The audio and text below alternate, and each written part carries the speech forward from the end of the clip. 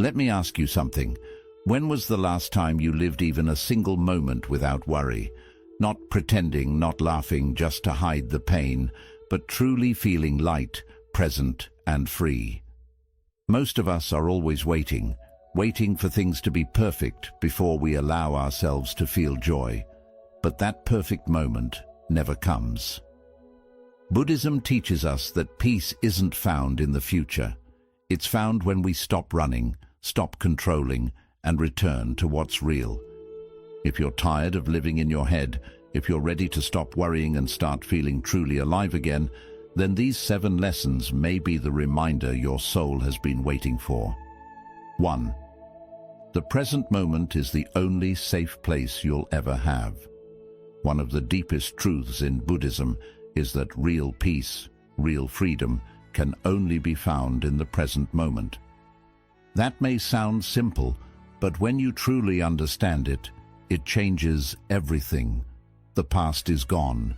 It only lives in your memories. The future hasn't happened yet.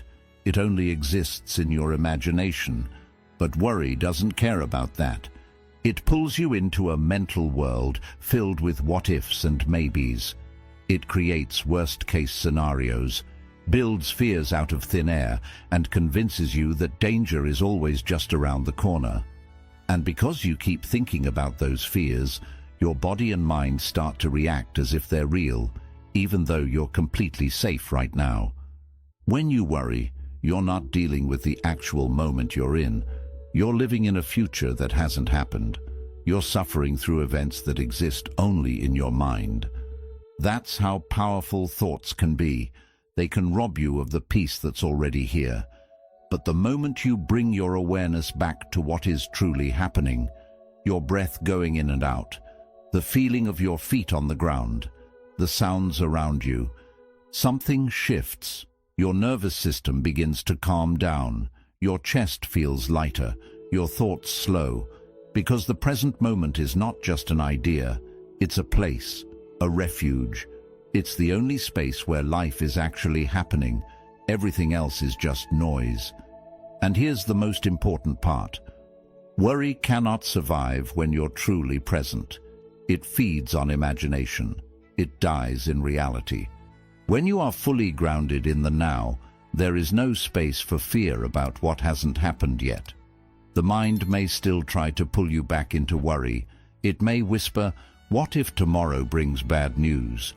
But you can learn to gently speak back to it, saying, "I don't need to solve tomorrow right now. Right now, I am safe.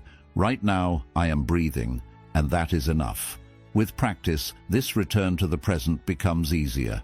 It becomes your anchor, your home, your safest place to be. And the more you return, the more you realize you were never supposed to live in fear of the future. You were always meant to live in the freedom of now. 3. Acceptance is not giving up. It's giving yourself permission to breathe. We often confuse acceptance with weakness. We think that if we accept something difficult, it means we've stopped trying, that we've failed, or that we're giving up on changing things. But in Buddhism, acceptance is not about surrendering to helplessness. It's about letting go of the exhausting need to control everything that happens to us. When you constantly resist what life brings, whether it's a loss, a mistake, a delay, or an unexpected challenge, you create tension inside yourself. That tension becomes suffering, not because the situation is unbearable, but because your mind is fighting it so hard. Acceptance means seeing reality clearly and saying, "This is what's happening right now." It doesn't mean you like it. It doesn't mean you don't care. It simply means you stop pretending it's not real. You stop pouring energy into wishing it were different when in this moment it is not. And once you do that, something opens inside you. You stop clenching. You stop fighting against the tide. And in that softening, you can finally breathe again. Think about how much mental and emotional pain comes not from the event itself, but from your resistance to it. A relationship ends, and instead of grieving, we ask why it happened, how it could have been avoided, whether it could still be fixed. We relive it again and again, as if we could rewrite the past by worrying hard enough. But we can't, and the more we resist what is, the more we suffer. Acceptance is the moment you stop arguing with reality and allow yourself to feel what you feel, without judgment, without shame. That's when healing begins. This doesn't mean you stop trying to grow or improve your situation. It means you stop expecting life to match your plans in order for you to be at peace. You begin to realize that peace isn't the result of things going your way. Peace is what happens when you stop needing things to go your way. Acceptance creates space. Space for clarity, for wise action, for rest. It frees up the energy that was trapped in the endless cycle of frustration and fear. And in that space, you can move forward, not with anxiety, but with understanding, not with control, but with trust. Because you no longer need to win against life. You just need to walk with it. 4. Not every thought deserves your attention or your belief. The human mind is an incredibly powerful tool, but it can also be an incredibly noisy and confusing place. Every single day, thousands of thoughts pass through your awareness. Some helpful, many repetitive, and far too many based in fear, doubt, and insecurity. One of the core teachings in Buddhism is the understanding that you are not your thoughts. This simple truth, when fully grasped, can transform your inner life. Just because a thought appears in your mind doesn't mean it's true, and it certainly doesn't mean it deserves your full attention or your belief. Worry thrives on unexamined thoughts. It begins with a single whisper. What if something bad happens? And suddenly, you're following that thought down a spiral of imagined worst-case scenarios. You feel anxious, unsafe, uncertain, not because something real is happening, but because your mind has tricked you into believing a story that hasn't even come true. That's the danger of believing every thought you have.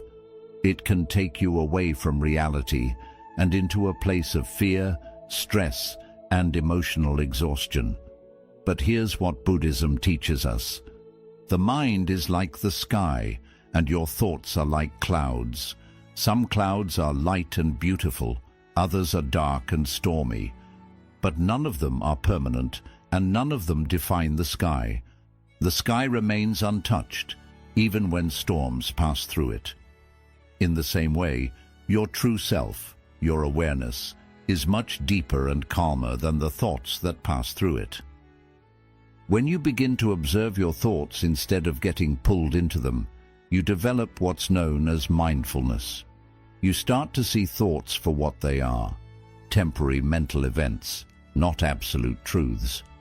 So when your mind tells you, "I'm not good enough," or "I can't handle this," or "everything is going to fall apart," you don't have to argue or panic. Instead, you can pause, breathe, and gently say, "This is just a thought. It's not a fact. I don't have to believe it." That simple awareness can stop the chain reaction before it begins, and over time, you start to create space between you and your thoughts. You no longer feel like a victim to every fear that rises. You begin to feel free, not because you've silenced your mind completely, but because you've stopped obeying every story it tells. The more you practice this, the more peace you'll experience. You'll still have thoughts, of course, but they won't carry the same weight. You'll be able to notice them, let them pass, and return to the calm center within you. That's what mindfulness does. It trains you to live with awareness instead of reactivity. It teaches you to stop letting your thoughts pull you in every direction. And when you master this inner stillness, worry no longer controls you. You become grounded, clear, and calm. Not because life is perfect, but because your mind no longer needs to be. 5. Impermanence means your fear cannot last forever. One of the most profound and freeing teachings in Buddhism is the truth of impermanence. The understanding that everything in this life is constantly changing. Nothing remains the same. People grow, emotions shift, situations evolve. Just like the seasons, every experience, good or bad, will pass. And yet, when fear or anxiety takes hold, it often feels permanent. It feels like it will stay forever, like it has taken over your entire reality. But the truth is, no matter how overwhelming the fear may seem, it will pass. It always does. Think back to the moments in your past when you felt lost, anxious, heartbroken, or uncertain. At the time, those feelings might have seemed unbearable. But here you are. You survived them. You made it through. And now, those same experiences live only in memory. That alone proves something powerful. Emotions, no matter how intense, are temporary. Even the deepest pain has a lifespan. And once you start seeing emotions this way, especially worry and fear, you stop identifying with them. You stop saying, "I am anxious," and instead begin to understand, "I am experiencing anxiety." And like everything else, it will pass. When you forget impermanence, you panic. You feel like things will always be this hard, this uncertain, this painful. But when you remember it, you create space between you and your suffering. You no longer see it as something that defines your existence, but as something that is visiting for a while and will eventually leave. This is not just a comforting idea. It's a spiritual truth that is reflected in nature, in life, and in every experience we go through. The storm doesn't stay. The night always gives way to dawn. And even the heaviest emotions lighten with time. This understanding also helps you approach your emotions with more patience and gentleness. You stop trying to rush healing or force yourself to feel better. Instead, you learn to sit with your discomfort without fearing it. You let it move through you like a wave, rising, peaking, and eventually receding. You learn to breathe with it, not fight against it. You trust the process, because now you know with complete certainty that you are not stuck. You are simply in a temporary moment of difficulty, and that moment, like all others, is already passing. So when worry shows up, and your chest tightens, and your mind begins spinning stories about what might go wrong, take a step back. Place your hand over your heart. Remind yourself gently, this is only a moment. It will not last. I have survived so many before, and I will move through this too. That simple reminder, spoken with awareness and care, can bring incredible peace to your inner world. Because when you stop fearing your fear and you start trusting the nature of impermanence, you unlock a kind of inner calm that no storm can shake. 6. Let go of control. That was never your burden to carry. One of the greatest sources of worry in life comes from the illusion of control.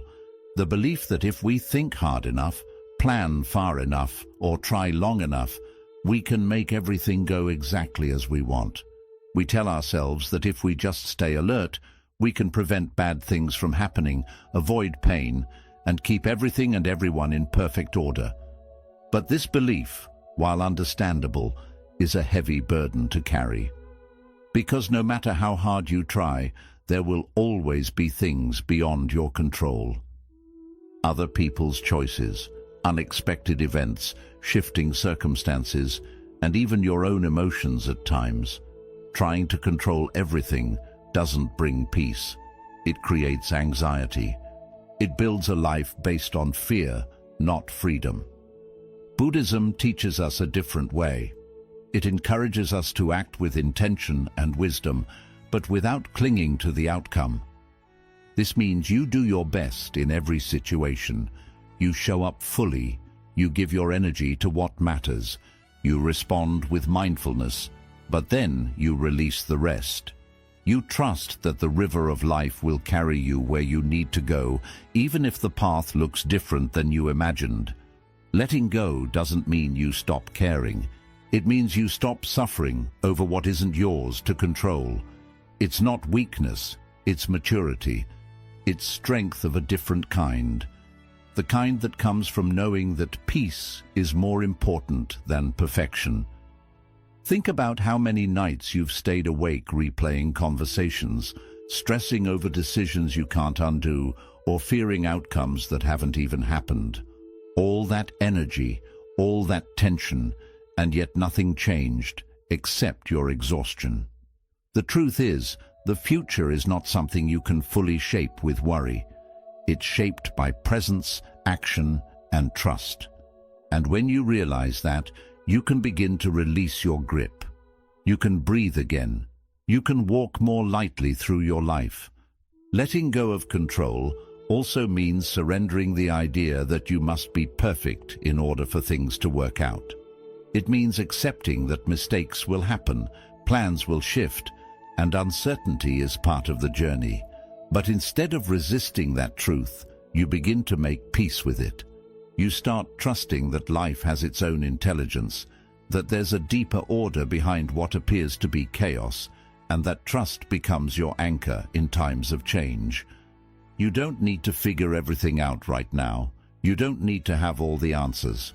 What you need is to return to yourself again and again and ask, am I doing my part with presence and care? If the answer is yes, then let the rest unfold. Give life room to breathe. Give people room to be who they are. And give yourself permission to not know everything. The freedom that comes from letting go is not the kind that floats above life.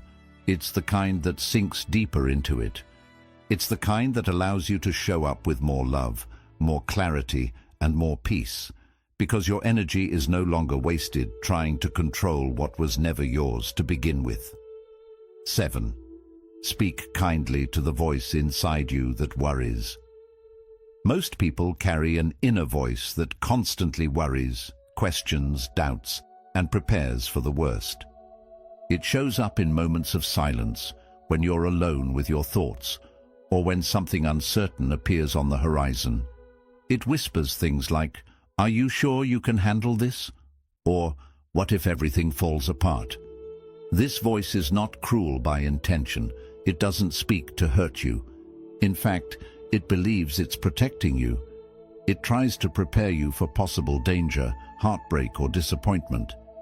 But over time, that same voice becomes a source of stress and exhaustion. It keeps you in a constant state of alertness, draining your peace and stealing your joy. Buddhism teaches compassion, not just for others, but for yourself, especially for the parts of you that are scared. Instead of fighting this inner voice or silencing it with force and frustration, the healing approach is to meet it with kindness and understanding. Just like you'd comfort a scared child who doesn't fully understand the world, you can begin speaking to your inner self with calm reassurance. You can say, "I know you're afraid. I know you're trying to keep me safe. But we are okay right now. We don't need to panic. Let's breathe and take things one step at a time." When you move from judgment to compassion, something powerful happens inside. The fearful voice no longer needs to scream to be heard. It softens. It starts to trust you. For most people, the inner voice is loud not because it's strong, but because it feels ignored. When you meet it with kindness instead of anger, when you sit with your fear instead of pushing it away, you create space for peace. You begin to build a relationship with yourself based on trust, not control. This doesn't mean indulging every fear or letting anxiety take over. It means being present with it, like a calm teacher helping a worried student. You stop asking, "Why am I like this?" and start saying, "It's okay to feel this way. I can still move forward." This shift is at the heart of Buddhist self-compassion, meeting your inner world with mindfulness and mercy instead of shame and resistance. Over time, as you continue this practice, the inner voice that once scared you becomes quieter. Not because the world has changed, but because your relationship with your mind has healed. You've become your own safe space. You've learned that you don't need to fight yourself to grow. You need to hold yourself through the growth. And that kind of gentleness isn't weakness. It's the deepest form of strength. Because when you can sit beside your own fear without running from it, you're no longer controlled by it. You are free. Joy isn't a reward for a perfect life. It's a practice you can begin today. Many people spend their whole lives thinking happiness is something they must earn. They tell themselves, "I'll be happy when things settle down," or "I'll feel joy when everything is in order, once I'm successful, once I've fixed all the problems." But that day rarely comes, because the truth is, there will always be something unfinished. There will always be uncertainty, imperfections, and changing circumstances. If you wait for life to be perfect before allowing yourself happiness, you'll be waiting forever. Buddhism gently teaches that joy isn't something you stumble upon by accident. It isn't something that comes only to the lucky or the peaceful. It's a daily practice, a conscious return to the present moment, a choice to accept life as it is, not as you wish it to be. True joy isn't loud or dramatic. It doesn't always look like excitement or celebration. Sometimes joy is as simple as pausing to feel the warmth of sunlight on your skin, listening to the wind move through the trees, sipping tea in silence, or noticing the way your chest rises and falls with each breath. These are the quiet doors through which happiness enters, not because your life is perfect, but because you've chosen to be present with it. One of the key shifts in Buddhist thinking is realizing that you don't need to fix everything in your life to feel peace. You just need to stop believing that happiness must be postponed. You don't need every fear to vanish before you can smile. You don't need all the answers to feel calm. You don't need every wound healed before you can laugh. Joy exists in the now. And when you learn to touch it, even while your life is still messy, something sacred happens. You begin to take your power back. Practicing joy means training your mind to notice the good, even when things are tough. It means taking time to be grateful, even when not everything is going your way. It means allowing yourself to soften, to enjoy small things, to be kind to yourself, and to appreciate the moments that bring peace. Over time, this becomes a way of life. And worry, which once felt constant and overwhelming, begins to shrink. Not because you forced it out, but because your mind has learned a new way to focus, a new way to see. You realize that life doesn't need to be perfect to be beautiful, that you don't need to solve every problem to feel love in your heart, and that sometimes the most profound joy is simply being here, alive, aware, and open to whatever the moment brings. When you practice joy like this, quietly, gently, daily, you discover that happiness was never far away. It was simply waiting for you to stop chasing it and start noticing it. And in that noticing, you begin to live not from fear or control, but from appreciation.